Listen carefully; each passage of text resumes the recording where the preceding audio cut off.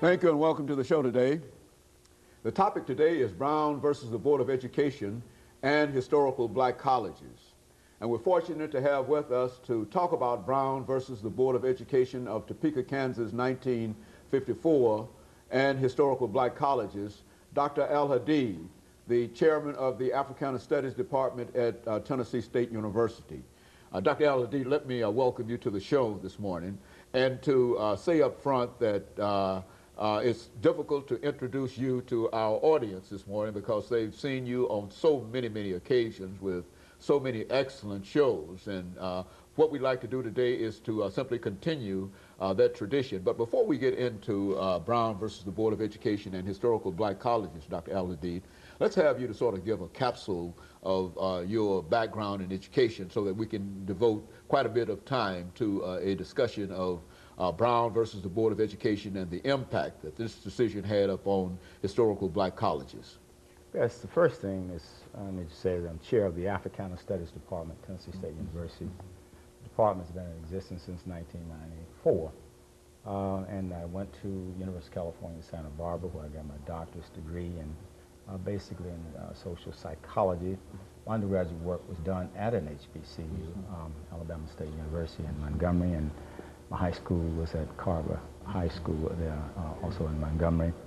Traveled rather extensively in Africa, spent a year or so in Kenya, where I studied at the University of Nairobi. And then, of course, that's where I got a lot of my consciousness about our history and our culture. And I spent a summer at Yale University. So that's pretty much my background. And I've been at Tennessee State, believe it or not, for 30 years. And started out in the sociology department.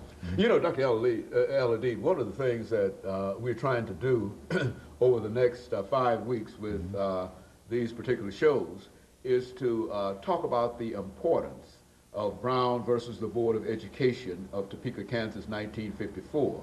And I say that because we've already produced 4 shows dealing with this. At least Attorney Blackshear has given us an excellent, discussion on Brown and the law. And that, of course, was followed by a discussion with Dr. Baldwin and Ms. Wynn dealing with Brown and education in the South. And, of course, that was followed by Brown and diversity in the South, and finally Brown and the Civil Rights Movement, and now Brown and historical black colleges, all indicated the significance of Brown versus the Board of Education. Let's see if we can have you to sort of round this off by talking about Brown and historical black colleges and related ideas. Well, there are a couple of things I think we need to say. First of all, we need to establish the premise that during chattel slavery, which was from 1619 to 1865, education of African slaves was illegal. It was illegal to teach a slave to read and write. And so when we became emancipated in 1865, obviously the first order of business was to learn how to read and write. So education became our passport to the future. Now, of course, when we were emancipated, there was a promise of 40 acres and a mule. And of course, the administration that came into power reneged on that promise. And instead of 40 acres and a mule, we got historically black colleges. And these colleges had a great challenge. First of all, they had to teach literacy. And we also have to remember that they developed in 2 sectors of our society. Some of them developed in the private sector. Those came through the missionaries, through the Freedmen's Bureau.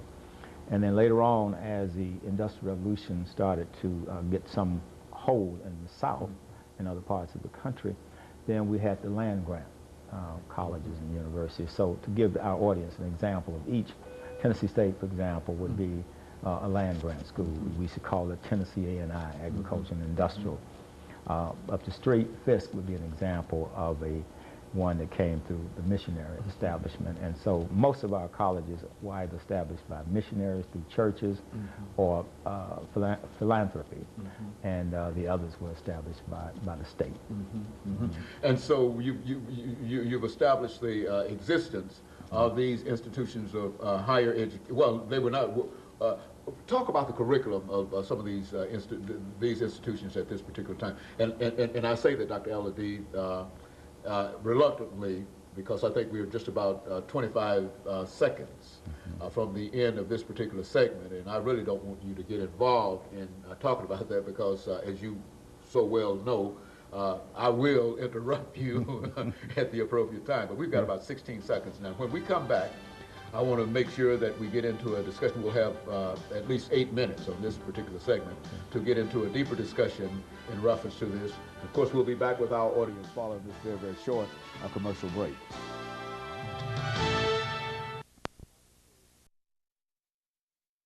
Topic is